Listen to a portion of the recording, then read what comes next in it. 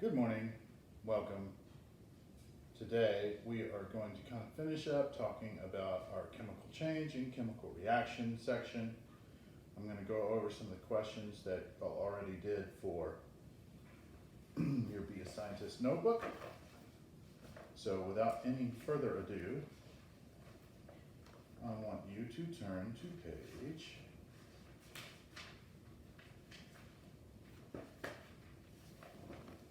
234.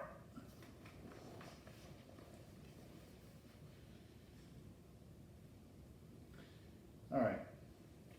Now, changes in matter can be either chemical or physical. Put an X in any of the boxes that are examples of chemical changes. It also says to explain your thinking on how you decide if something is a chemical change. So let's just kind of go through what could be a sign of chemical change. Well, when we read our text,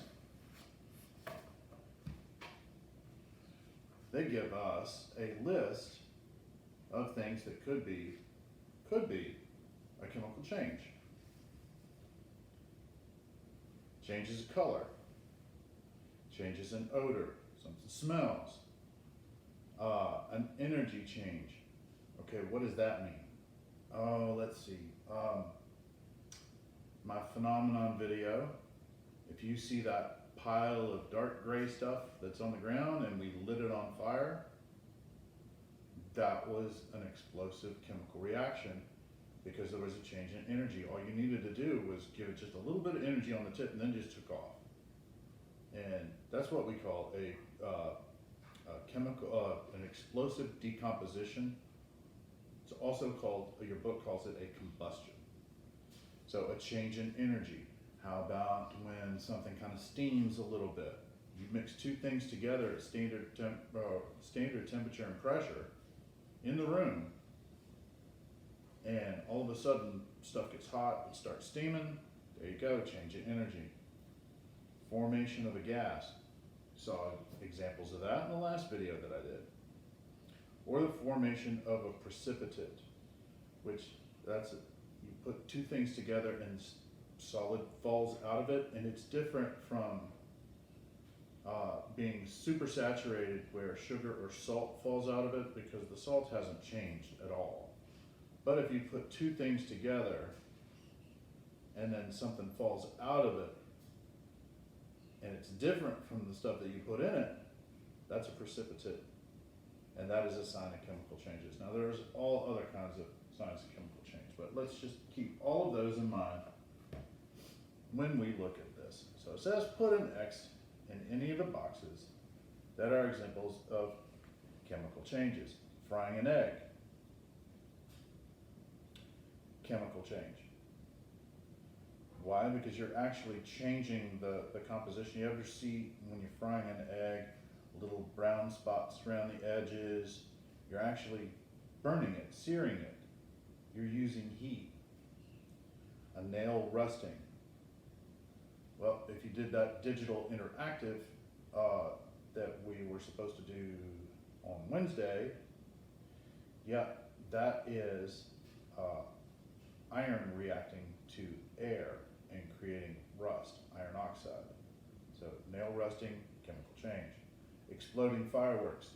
My phenomenon video, it's similar. What I used was not gunpowder or black powder or the explosive material that you will find in firecrackers, but it was very close. It has a slower reaction time than most gunpowders, is what I used. I'm not going to tell you what I used though. Rotting banana. You get a couple of different things that you can check on there. It starts getting squishy. It starts turning colors. There you go, there's a color change. And you can start to smell a rotten banana. You start smelling things like methane that's coming out of it as it's rotting. Rotting banana, chemical change. Lighting a match, combustion, chemical change. Tearing up paper. If I tear a sheet of paper up into little bitty tiny bits, it's still paper. That's just a physical change. Grilling a hamburger, same thing as frying an egg. You're cooking it. So you're changing it. Melting butter. Be careful with this one. If you just melt butter, it's a physical change. If you cook it on high heat, you're caramelizing it, then it gets to be a chemical change. But just the act of melting butter itself is a physical change. Mixing baking soda and vinegar. Vinegar being an acid, baking soda being a base. When you combine a base and an acid, you form salt, chemical change. Crushing a sugar cube. Just because you're changing the shape of it doesn't necessarily mean you're changing any of the chemical bonds in it. So note, physical. Burning wood, same thing as grilling a hamburger, same thing, exploding fireworks or frying an egg, lighting a match. Wood burning is in fact a chemical decomposition called combustion, chemical change. Dissolving salt in water, you have to know this by now. Dissolving salt in water is a physical change. Baking a cake. You get all your ingredients together. You got your eggs, and you got your flour, and you've got your icing, you got your filling, and all this other stuff, your milk, and you put it all together and mix it all together. When you take it out of the oven, do you still have an egg? Do you still have milk? No, you don't. You have cake. Something has happened. It's changed. That's a chemical change. Evaporating water. Evaporating water does not change its chemical nature. It's still water. It just happens to be in the form of water vapor, or what climatologists and meteorologists call humidity. There's water in the air. Milk going sour.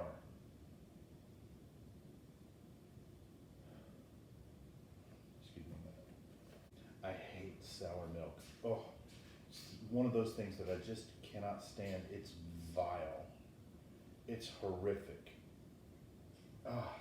There's nothing like pouring chunks of milk. It smells gross. It looks gross. It's just absolutely horrible, and I despise it. What's going on is milk is decomposing, and it's changing into different things, and it changes into these little curds, and it smells absolutely horrible. And we had one go bad. I don't know if they misdated it. I don't know what happened, but we bought a thing of milk, and I mean, I'm telling you, in like 3 days, I got the jug out of the fridge. I bought it 3 days ago. Got the jug out of the fridge, started to pour it in my cereal, and big, grotesque chunks fell out of the opening of the carton. And I about blew chunks myself. It's just gross. That is a chemical change. That is decomposition. Kind of like a banana rotting. So I can handle a banana rotting. Milk turning sour. Oh. I got there. Come here. And give a few seconds for a little puppy love. This is good. That's Elsie. All right. How did we decide if something is a chemical change? Our parameters at the very beginning: change in color, change in odor, change in energy, formation of gas, a precipitate. The curds falling out of milk when it sours, that's a precipitate. So just in case, to give you a little bit of an idea of what a precipitate is. So let's move on to the questions on page 239.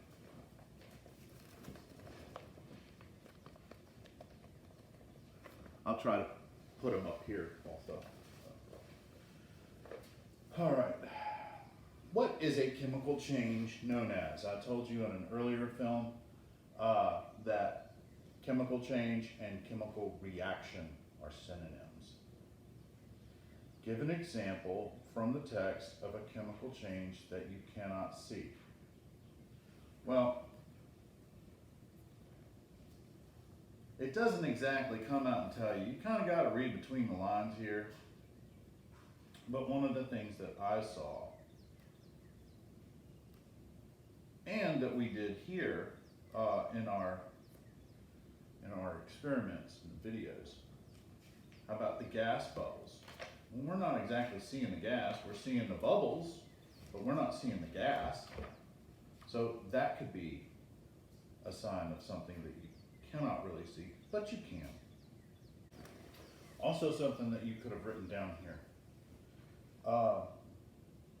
You might not have been able to see if something is warm or cold. Changes in energy, you may not be able to see it. Sometimes you will. For example, explosive decomposition. For example, you look at the elephant toothpaste videos and you see steam rising. You can see that, but on a smaller scale, you may not be able to see it. And with if the light is off a little bit different, if the light is not at a certain angle, you may not be able to see that steam coming off at all, so you may not be able to observe that. Well, what other signs can a chemical change produce besides heat, light, or gas?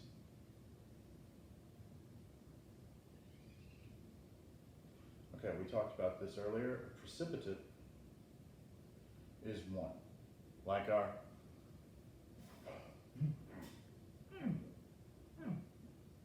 sour milk. Precipitate could be one. Other things could be a smell. Let's see, burning wood. One of the things that I really love is I like campfires. I like going camping. I like campfires. And the smell of wood, and it kind of depends on the wood. I either like it or I don't. When you burn cedar, oh, it smells so good. I love the smell of burning cedar. Burning pine, it's all right. Aspen, I love aspen. I love burning oak, smells good to me. But there are other woods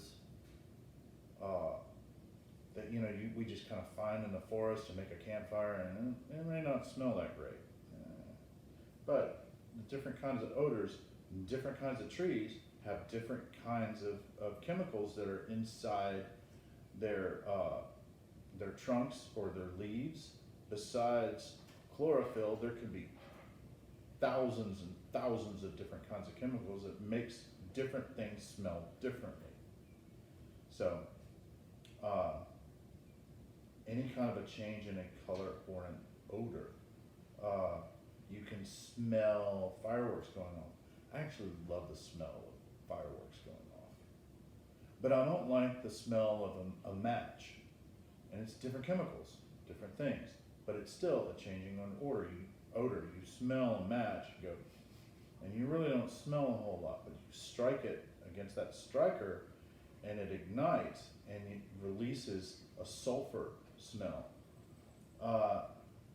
Kind of like a rotten egg smell. And little known fact here for fifth graders. Little known fact for fifth graders. That if you have a gas stove and it's failed to ignite, you can smell that gas. It's kind of a rotten egg smell. Gas does not have that smell. That is put in there in the distribution place so that we can tell if there's a leak going on without having to light a match and blow ourselves to kingdom come. Anywho,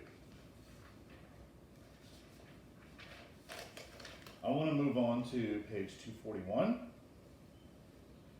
And hopefully y'all all watched the digital and interactive on types of chemical change. I thought it was a really good digital interactive. As far as our digital interactives have gone, sometimes it's a hit or miss. Sometimes this one was really good. I really enjoyed it, talking about chemical changes with plants and photosynthesis and soap scum. I loved it. And the fireworks, love it. Okay, so one type of chemical change is rust. What causes rust? Now, we should already be able to answer this one pretty good.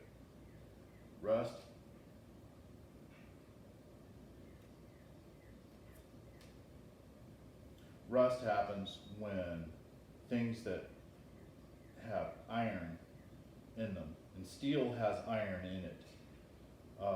When iron is exposed to water and oxygen, and of course water has oxygen in it, then it forms iron oxide, and iron oxide is that little reddish pieces. It kind of feels like sandpaper sometimes that gets on metal, and there's no way to get it off because that is a chemical change. You've created a new substance that's attached now to that iron or that steel blade. So the only way to get rid of it completely is to polish it off. You have to actually take a layer of it off, of iron and steel. And then you repolish whatever it is, your tool or your blade, and then you try to protect it from there on out. But you leave the stuff outside and it takes a while. It could take, depending on your weather, what environment you live in, it could take a couple of days to start really seeing the rust, or it could take months. Leave something out for a very long time, it can rust for a very, very long time. But again, depending on the conditions will determine how fast something will corrode or not, and that's what this is. This is a corrosion of metal. Copper corrodes, it turns green. Silver corrodes. I showed you a silver platter in another video, and that kind of has it's kind of like a dark gray to brown corrosion on it, and it's simple to get that stuff off, but when your silver is just kind of laying around, or it's in a drawer or something like that, and you don't use it very often, silver will corrode pretty quickly. Gold is not easily corrodable, and that's one of the reasons why gold has become so valuable in antiquities, because it doesn't react very well with oxygen and water, so it doesn't corrode. It's shiny and gold and beautiful. So there's that. What types of chemical changes occur in fireworks displays? Well, we've already talked about this, so let's talk about it some more because it's fun. We all love it, and we're coming up in a couple of months. We're going to have Independence Day. Just a little side note, our real Independence Day is July 2nd.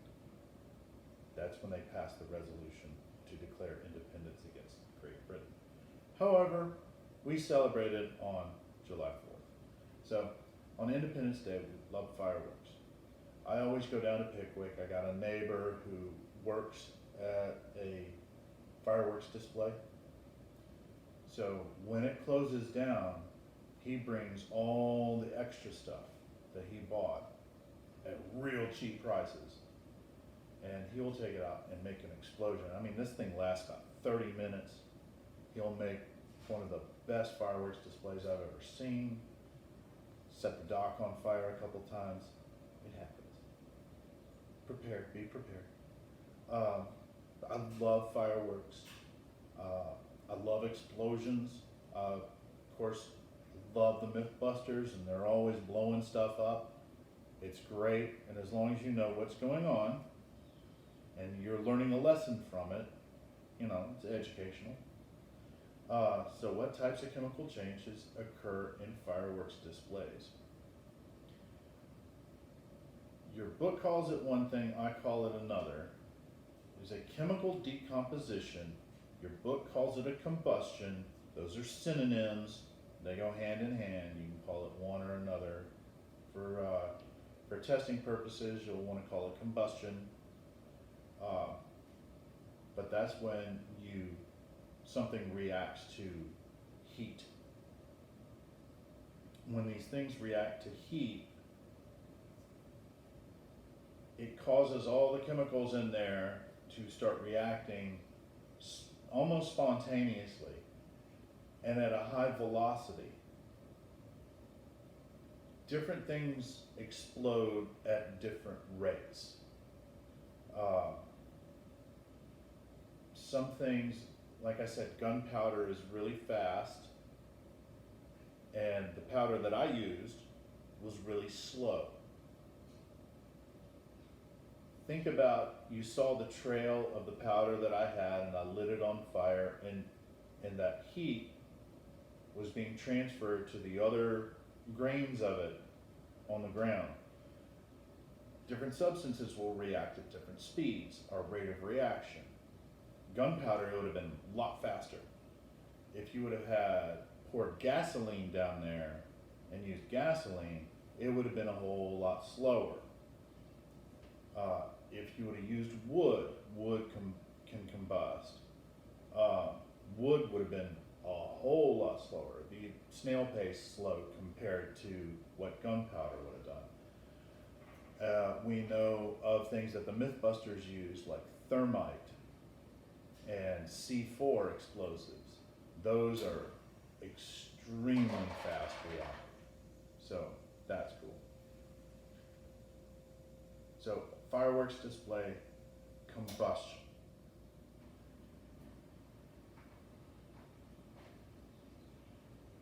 Do we have any questions on any of these things that we have filled out?